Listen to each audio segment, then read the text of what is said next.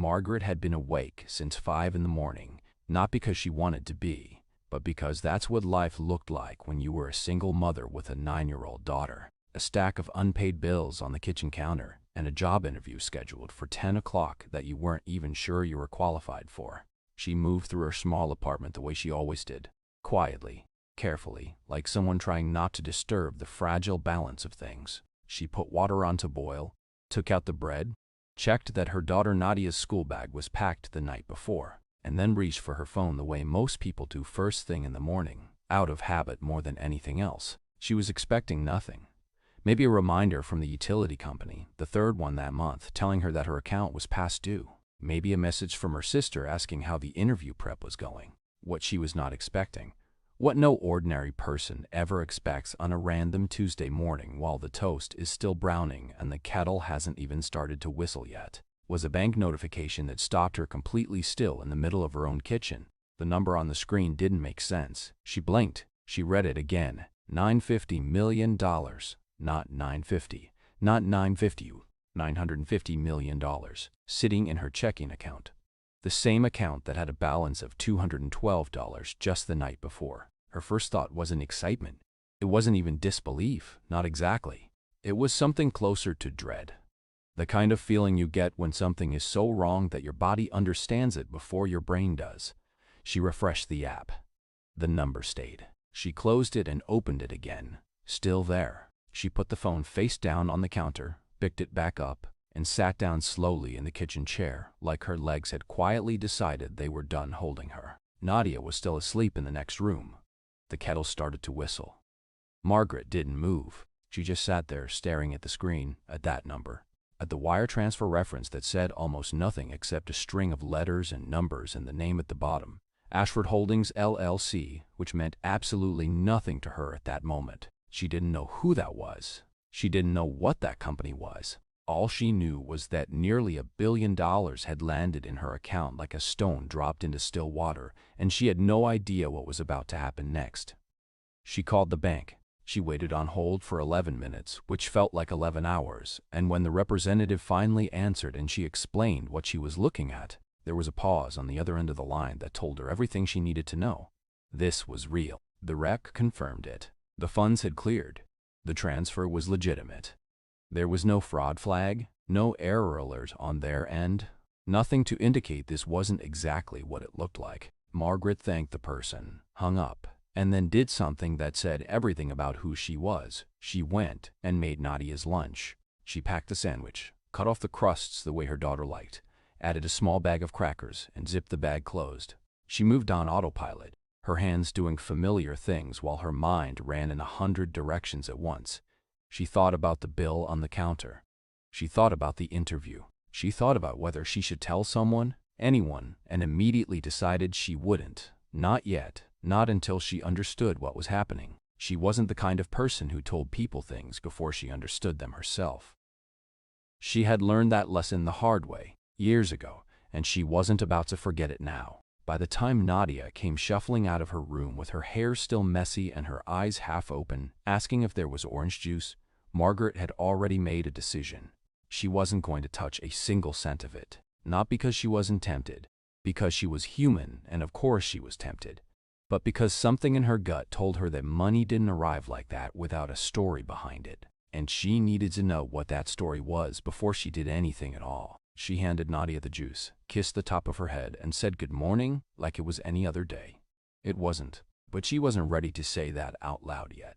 Victor Ashford was not the kind of man who checked his own bank accounts. He had people for that. He had people for almost everything. People who managed his schedule. People who filtered his emails.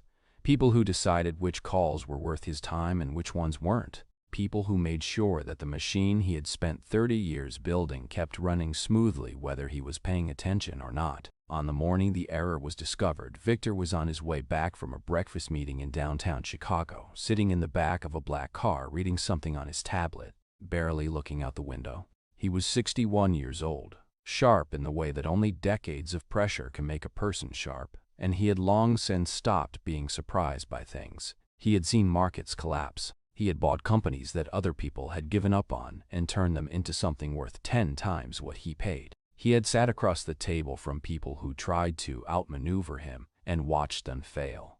He was not easily rattled, which is exactly why, when his chief of staff Daniel called him that morning with a slightly tighter edge in his voice than usual, Victor didn't panic, he just listened. The wire, Daniel explained, the one that was supposed to go to one of the holding accounts as part of a routine internal transfer, had gone somewhere else. One wrong digit in a $950 million transfer, and instead of landing where it was supposed to land, it had gone into the personal checking account of a woman named Margaret Osei. A private individual, a civilian, someone with no connection to Ashford Holdings or any of its subsidiaries. Victor was quiet for a moment. Then he asked how long it had been. 4 hours, Daniel said. Victor nodded slowly, the way a man nods when he's already calculating the solution before he's even fully heard the problem. Get legal on it immediately, he said. Today. Within the hour. He wasn't angry. Not exactly. Anger was something Victor Ashford reserved for things that actually threatened him. And this didn't threaten him, not yet, not in his mind. This was a clerical mistake, an embarrassing one, but a solvable one, and in his experience, everything that involved money and ordinary people was solvable, because ordinary people always needed the money back. That was the part he said out loud to Daniel before he hung up. People like her always need the money back. He said it without cruelty, without thinking much about it at all. It was just a fact to him, the way weather is a fact. He went back to reading his tablet. By the time Victor arrived at his office on the 43rd floor of a glass building on Michigan Avenue, his legal team had already drafted the first communication. It was firm, polite in the technical sense, and very clear.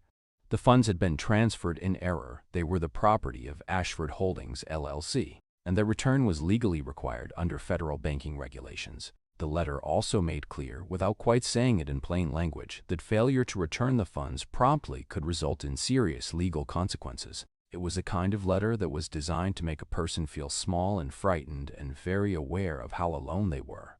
Victor didn't write it himself. He didn't even read the final version before it went out.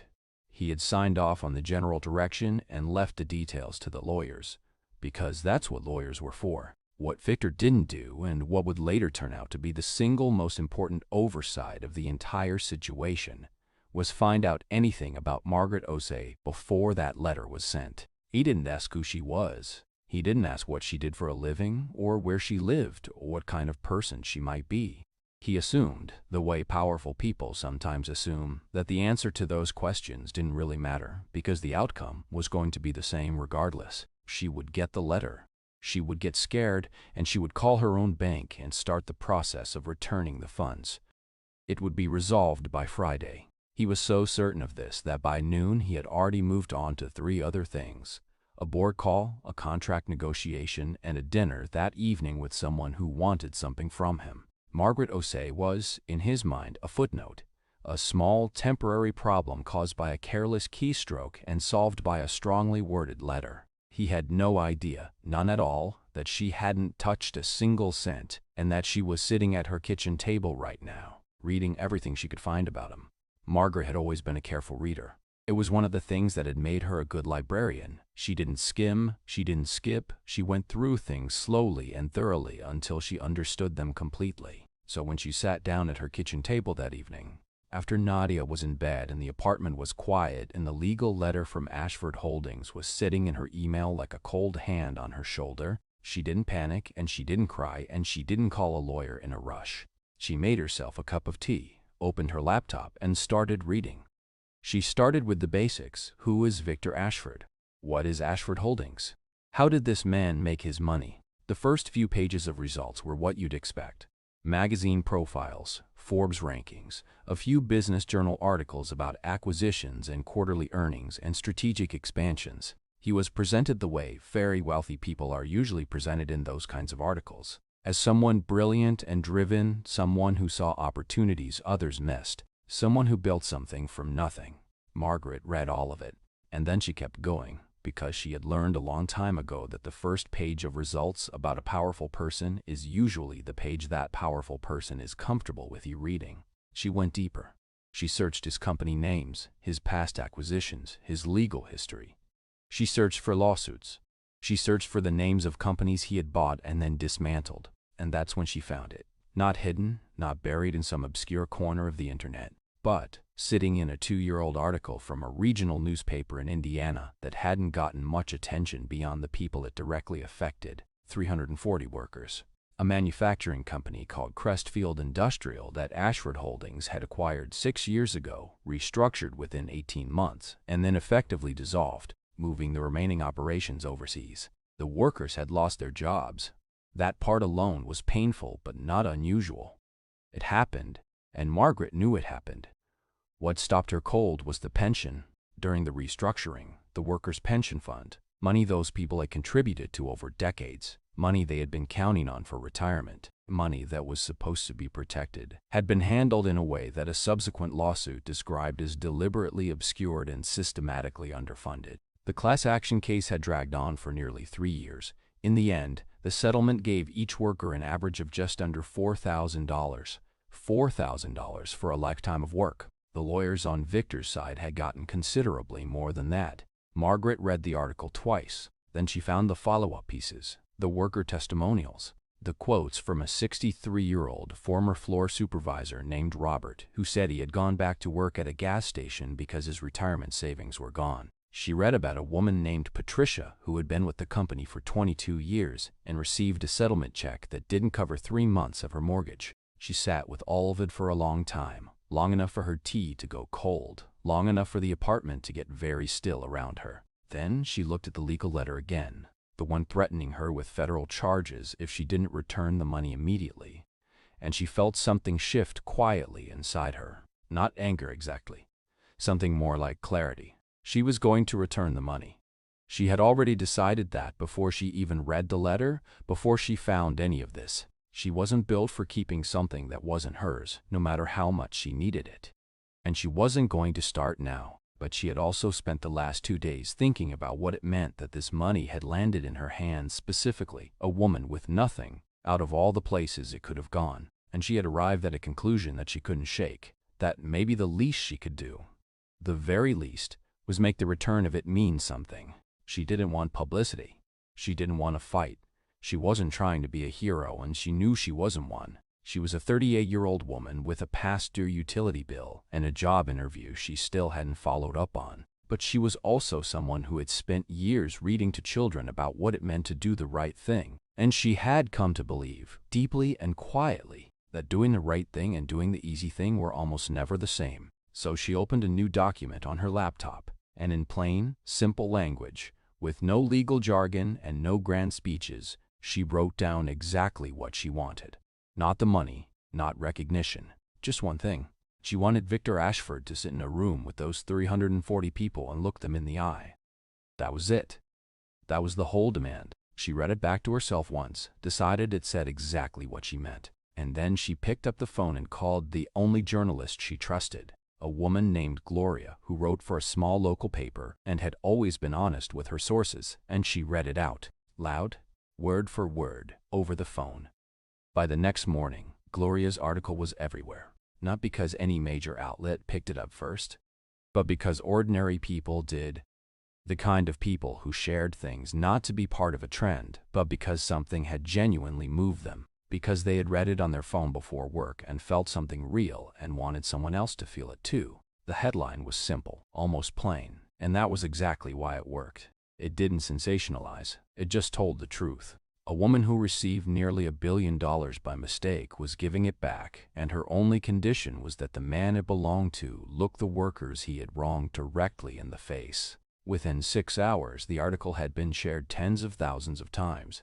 By evening, it had crossed into the millions. By the time Victor Ashford's communications director called an emergency meeting the following morning, the story had been picked up by national newspapers, international outlets, television networks, and about 100 different voices online, each one adding their own layer to something that had already taken on a life of its own. Victor's team moved fast. They released a short statement through official channels that described the wire transfer as a technical error that was in the process of being resolved through proper legal channels, and referred to the public nature of Margaret's statement as an unfortunate and misleading characterization of a straightforward financial matter. It was careful language, lawyer-approved, the kind of statement designed to say nothing while appearing to say something responsible. It did not help. If anything, it made things worse, because people read it alongside Margaret's statement, her plain, quiet, no-frills words, and the contrast was so sharp it almost made the point for her. One sounded like a human being. The other sounded like a corporation protecting itself, which is exactly what it was. Then the former workers started coming forward. It began with a few comments under the original article, people who recognized the name Crestfield Industrial, people who had been there, who had lived through the restructuring and the lawsuit and the settlement that had left them with almost nothing. Then came the longer posts, the ones where people sat down and wrote out what had actually happened to them in their own words. The retirement savings that disappeared, the health coverage that ended, the plans they had made for the future that quietly fell apart. A retired line worker named Howard, who was 70 now and had been with Crestfield for 19 years, gave a short interview to a local television station from his kitchen.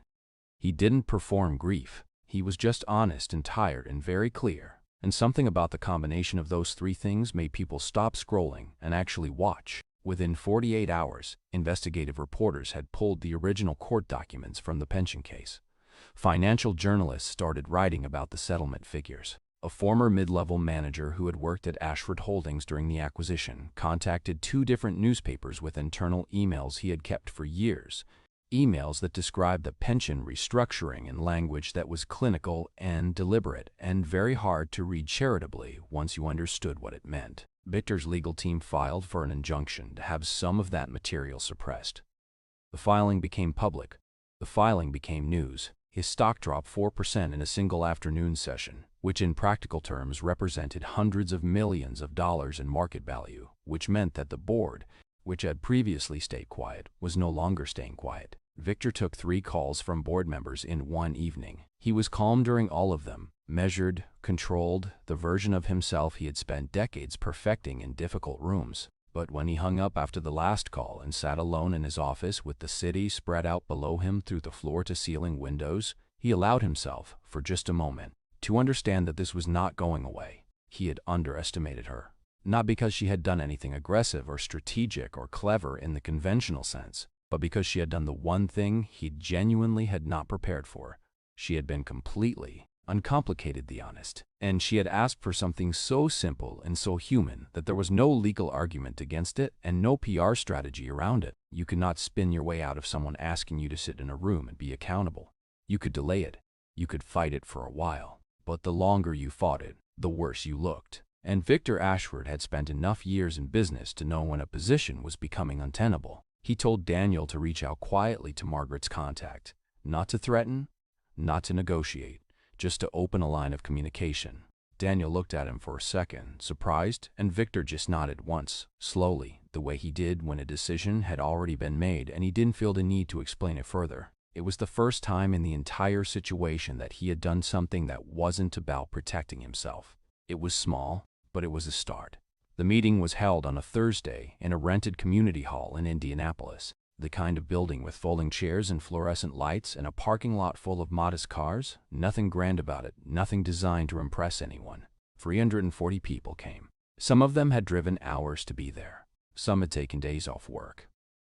Jobs they had been forced to take long after they thought their working years were behind them.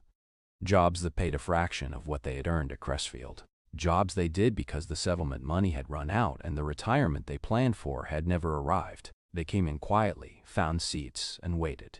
A few of them knew each other, most did.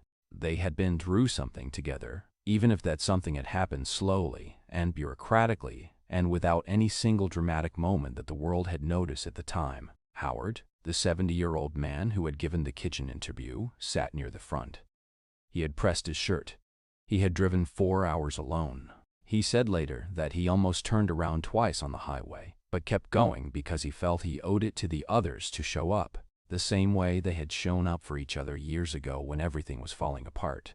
Victor Ashford arrived without a motorcade, without an entourage, without the usual architecture of importance that followed him everywhere. He came in a regular car with Daniel and one other person, and he walked into the hall wearing a plain dark jacket and no tie, which for a man like him was its own kind of statement, though whether it was a conscious one or not, no one could quite tell. He stood at the front of the room, looked out at 340 faces, and for a long moment he said absolutely nothing. Not because he was composing himself or building towards something, but because the room itself seemed to require silence first. And even Victor, who had controlled rooms his entire life, understood that this one was not his to control. What happened over the next 6 hours has been described differently by different people who were there, because that's how it goes when something real happens in a room. Everyone carries a slightly different piece of it home with them. But the parts that came up again and again in the interviews, in the written accounts, and the quiet conversations people had afterward were these. Victor did not read from a prepared statement. He spoke, and then he listened, and then he spoke again only when someone asked him something directly. He did not deflect. He did not use the word restructuring as a shield the way it had been used in the court filings. When Howard stood up and described the specific morning he had opened the letter telling him his pension had been significantly reduced and what that morning had felt like, Victor did not look away. He held eye contact the whole time. And somewhere in the third hour, when a woman named Beverly, who had worked in the accounts department for 16 years and was now 67 and still working part-time at a pharmacy, said simply and without any drama that she wasn't angry anymore, she was just tired, and that she had spent too many years being tired. Victor Ashford, in front of 340 people and a single documentary camera, put his face in his hands and cried. Not the polished, controlled emotion of a press conference. Something older and more private than that.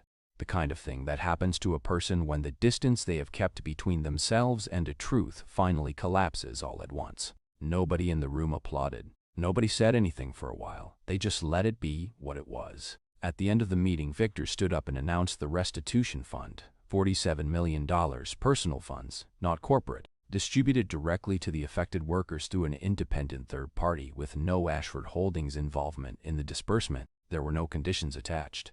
He didn't ask for anything in return. He didn't ask for forgiveness. And to their credit, nobody offered it cheaply.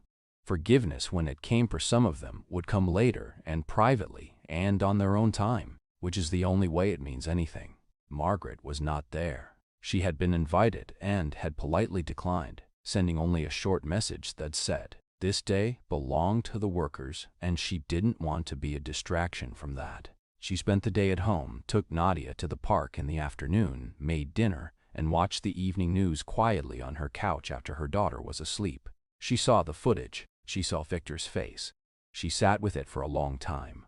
A week later, a handwritten letter arrived at her apartment with no return address.